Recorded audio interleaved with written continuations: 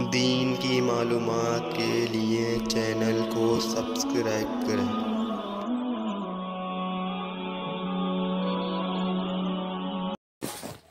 السلام علیکم ورحمۃ اللہ وبرکاتہ۔ معزز سامعین کرام، آپ کا ہماری یوٹیوب چینل دین کی معلومات پر خیر مقدم ہے۔ اگر آپ نے ابھی تک ہمارے چینل کو سبسکرائب نہیں کیا ہے تو ضرور سبسکرائب کر لیجئے اور ویڈیو کو لائک اور شیئر کرنا نہ بھولیے۔ ہم آپ کے سامنے پیش کر رہے ہیں الفیۃ الحدیث کا اردو ترجمہ حدیث نمبر سیریل کے ساتھ۔ حدیث نمبر 525 کا اردو ترجمہ۔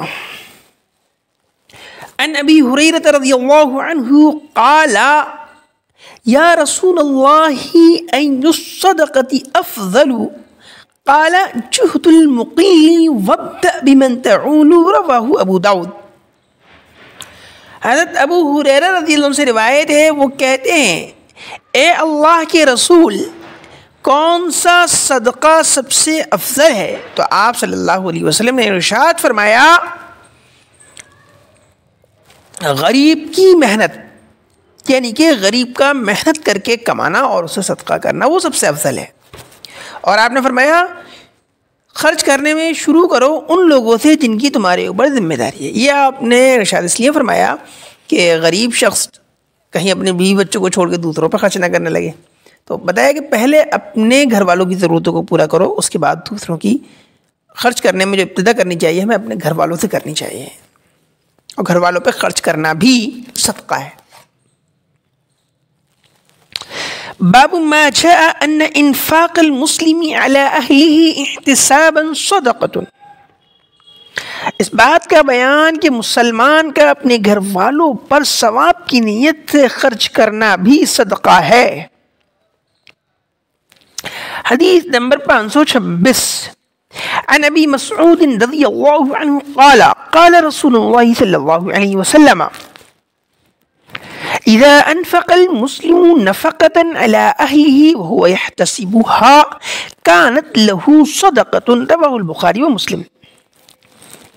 حضرت ابو مسعود سے روایت ہے، وہ کہتے ہیں کہ رسول اللہ صلی اللہ علیہ وسلم نے ارشاد فرمایا، جب مسلمان اپنے گھر والوں پر کوئی خرچ کرتا ہے اور اس میں وہ ثواب کی امید رکھتا ہے تو وہ خرچ کرنا اس کے لیے صدقہ ہوتا ہے، یعنی اسے اس میں صدقہ کرنے کا ثواب ملتا ہے۔ باب ما جاء ان الصدقۃ علی ذوی القربى صدقۃ وصلۃ۔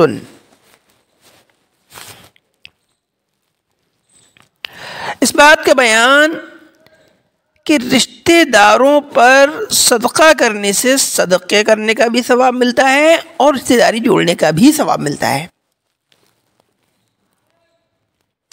حدیث نمبر 527 عن سلیمان بن عامر رضی اللہ عنہ قال قال رسول اللہ صلی اللہ علیہ وسلم الصدقة على المسكين صدقة وهي على ذي الرحم ثنتان صدقة وصلة رواه احمد والترمذی والنسائی وابن ماجہ والدارمی۔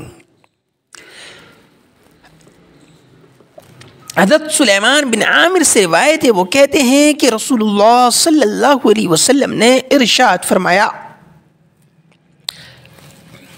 مسکین یعنی غریب پر صدقہ کرنے سے صدقے کا ثواب ملتا ہے، یعنی غریب پہ صدقہ کریں گے تو صرف صدقے کا ثواب ملے گا، اور رشتہ دار پر صدقہ کریں گے تو ڈبل ثواب ملے گا، ایک صدقہ کرنے کا ثواب، دوسرے رشتہ داری کو جوڑنے کا ثواب۔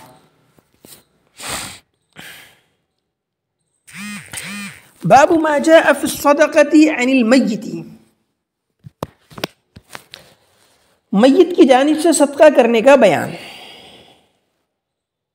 حدیث نمبر 528 عن ابن عباس رضی اللہ عنہما ان سعد بن عبادة توفیت امه وهو غائب عنها فقال یا رسول اللہ ان امی توفیت وانا غائب عنها اینفعها شیء ان تصدقت به عنها قال نعم قال فإني أشهد أن هائد المخراف صدقة عليها رواه البخاری۔ حضرت عبداللہ ابن عباس رضی اللہ عنہما سے روایت ہے کہ سعد بن عبادہ کی والدہ کا انتقال ہو گیا۔ حضرت عبداللہ بن عباس سے روایت ہے کہ حضرت سعد بن عبادہ کی والدہ کا انتقال ہو گیا اور وہ ان کے انتقال کے وقت موجود نہیں تھے، تو انہوں نے رسول اللہ صلی اللہ علیہ وسلم سے پوچھا، اے اللہ کے رسول، بے شک میری والدہ کا انتقال ہوا اس حال میں کہ میں اس وقت موجود نہیں تھا، تو کیا اگر میں ان کی جانب سے کچھ صدقہ کروں تو ان کو کچھ فائدہ ہوگا؟ یعنی اگر میں ان کی طرف سے کچھ صدقہ کروں تو اس سے ان کو کوئی فائدہ ہوگا، ان کو ثواب ملے گا؟ تو نبی نے فرمایا ہاں۔ تو پھر انہوں نے کہا، میں آپ کو گواہ بناتا ہوں کہ میرا مخراف نامی جو باغ ہے وہ ان کی طرف سے صدقہ ہے۔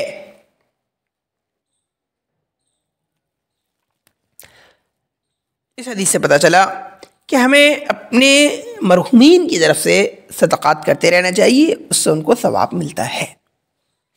حدیث نمبر 529 کا اردو ترجمہ۔ عن ابی ہریرہ رضی اللہ عنہ قال جاء رجل الى النبي صلی اللہ علیہ وسلم فقال ان ابی مات وترك مالا ولم يوصي فهل يكفر عنه ان تصدقت عنه؟ قال نعم، رواہ ابن جریر فی تہذیب الآثار۔ حضرت ابو ہریرہ سے روایت ہے، وہ کہتے ہیں کہ ایک آدمی نبی کریم صلی اللہ علیہ وسلم کے پاس آیا اور اس نے کہا کہ میرے والد کا انتقال ہو گیا اور انہوں نے مال بھی چھوڑا ہے، لیکن انہوں نے کوئی وصیت نہیں کی کہ اتنا مال فلاں مسجد میں دینا یا فلاں مدرسے میں دے دینا، اس طرح کی انہوں نے کوئی وصیت نہیں کی۔ تو اگر میں ان کی جانب سے صدقہ کروں تو کیا یہ صدقہ کرنا ان کی طرف سے ان کے گناہوں کا کفارہ بن سکتا ہے؟ آپ صلی اللہ علیہ وسلم نے فرمایا ہاں، نعم، ہاں۔